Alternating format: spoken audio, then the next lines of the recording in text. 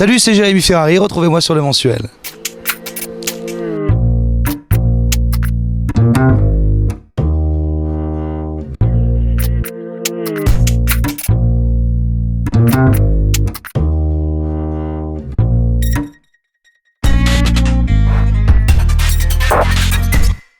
Je suis très content, de toute façon c'est marrant parce que tout à l'heure justement mon producteur me disait t'es pas trop déprimé d'être en tournée le jour de ton anniversaire, mais je crois que je préfère travailler comme les Nouvel An, les Noëls.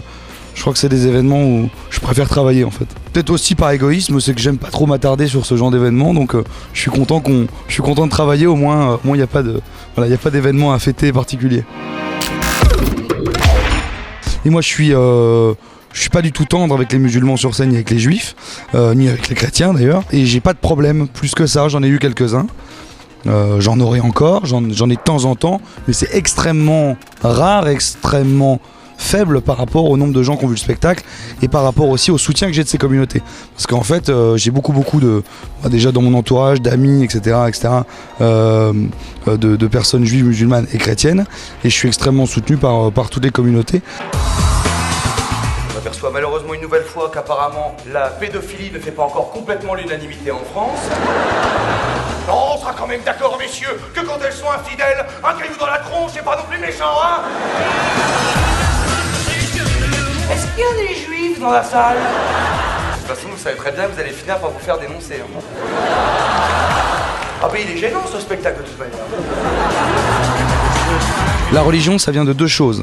La première, ça venait d'un parcours intellectuel. Comme je suis arrêté l'école très très jeune, je voulais apprendre des choses, je voulais me faire ma propre culture. Et comme j'ai pas de méthode de travail ni de guide, très naïvement, je commence toujours par le démarrage. Quand j'ai commencé à vouloir étudier la philosophie, ça va paraître très chiant, hein, les gens vont pas venir voir le spectacle. Quand j'ai commencé à étudier la philosophie, j'ai commencé du coup par Socrate, Platon, Aristote, et eux parlaient beaucoup de la Bible. Donc je me suis dit, en fait, il faut carrément que je commence par la Bible. Ça a commencé par là. Et puis aussi parce qu'on n'arrêtait pas de me dire on peut pas faire de spectacle sur la religion parce que ça fait fuir les gens et ça fait pas rire. Et du coup quand j'entends ce genre de choses, je me suis dit bon bah bingo, c'est exactement là-dessus qu'il faut aller. Et je me suis aperçu surtout que ça parlait à tout le monde, que ce soit les athées, les agnostiques, etc. Et surtout ça me permet d'aller vers les sujets que j'aime, la pédophilie, le racisme, la misogynie, l'homophobie. Voilà. Mais ce que j'ai appris en lisant la Bible, c'est qu'Abraham, c'est pas n'importe quel prophète. C'est le seul qui n'a jamais déçu Dieu. Il le précise, hein. C'est le seul. C'est l'employé modèle, Abraham. Ah, c'est du... Et un jour, Dieu, bon, alors certainement pour le remercier hein, de toutes ces années de fidélité, lui dit « Abraham !» Il répondit « Me voici !» Ah, c'était pas les dialoguistes de Luc Besson à l'époque, hein. Il fallait pas être attaqué, puis surtout il fallait savoir de quoi on parle. Quand on se moque de quelque chose, il faut savoir de quoi on parle. Moi, les sujets que je traite sur scène, je sais de quoi je parle. On peut me poser des questions après le spectacle, je sais de quoi je parle. La religion, pour être respectueux envers les croyants et envers la foi, que je respecte, moi personnellement je suis athée, je respecte la foi et les croyants. Moi je suis pour la liberté d'expression, chacun fait ce qu'il veut. Vraiment, je m'en contrefiche. Mais pour respecter ces gens-là, qui pratiquent leur religion dans le respect des autres, il fallait que je la connaisse, cette religion. Pour pas blasphémer, pour plein de choses différentes. Et puis surtout pour pouvoir avoir des armes nécessaires et suffisantes pour aller en débat et pour me défendre face aux attaques. Parce que quand j'arrive avec le Coran sur scène, la Bible ou la Torah, et que je sors les trucs que je sors sur scène, je peux te dire qu'il faut être sacrément armé pour savoir répondre aux gens. Moi des fois j'ai des gens qui me disent dans la salle c'est pas vrai ce que tu dis. C'est arrivé plein de fois. Je peux dire qu'ils ont intérêt à bien savoir de quoi ils parlent. Parce que moi je sais de quoi je parle. Hein. Quand ils furent arrivés à l'endroit que Dieu lui avait indiqué, Abraham éleva l'autel, disposa le bois, puis il lia son fils Isaac et le mit sur l'autel par-dessus le bois. Abraham étendit la main et saisit le couteau pour immoler son fils. Oh, c'est un bouquin quand tu vas pas bien, c'est comme ça. Si le spectacle ne parlait que aux gens, ne faisait rire que les gens qui s'intéressaient aux religions, j'arriverais pas à remplir les salles que je remplis maintenant. Donc c'est ça qui a été difficile au départ. C'était d'arriver à faire un spectacle grand public. Moi j'ai des gens, des jeunes de 15 ans qui viennent voir ce spectacle, qui sont morts de rire du début à la fin. Parce que je leur parle d'eux en fait. À chaque fois que je parle de religion, je fais un lien sur leur vie à eux. Tout le temps. Mais parce que la religion, c'est la vie des gens.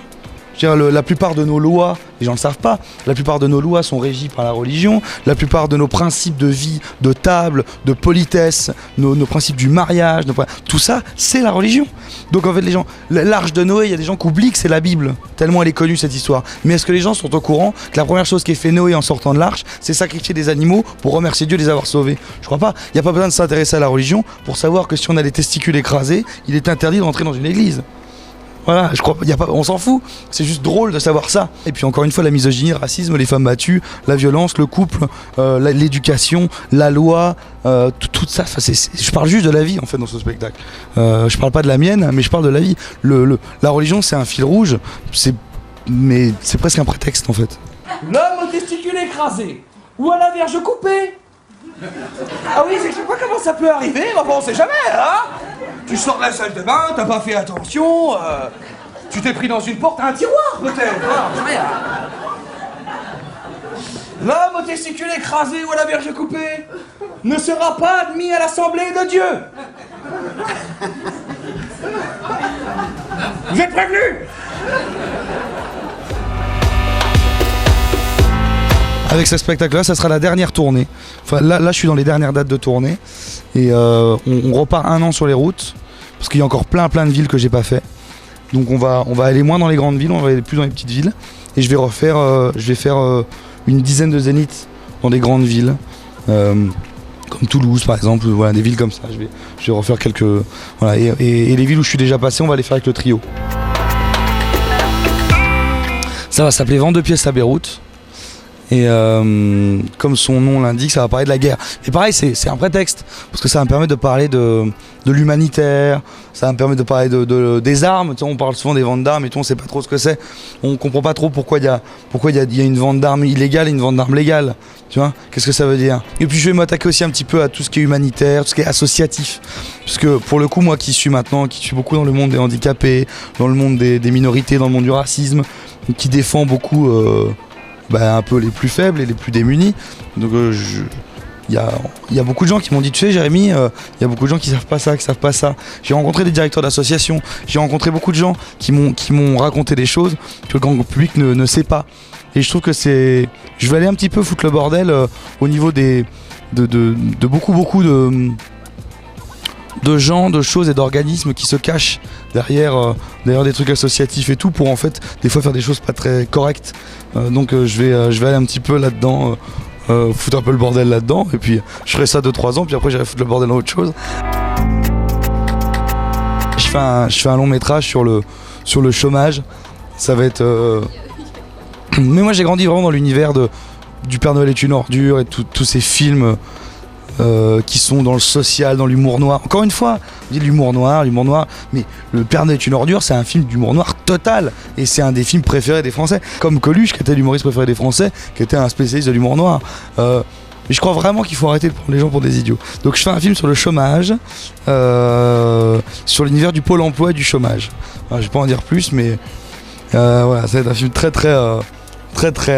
humour noir et très drôle, je crois. J'espère, on va essayer.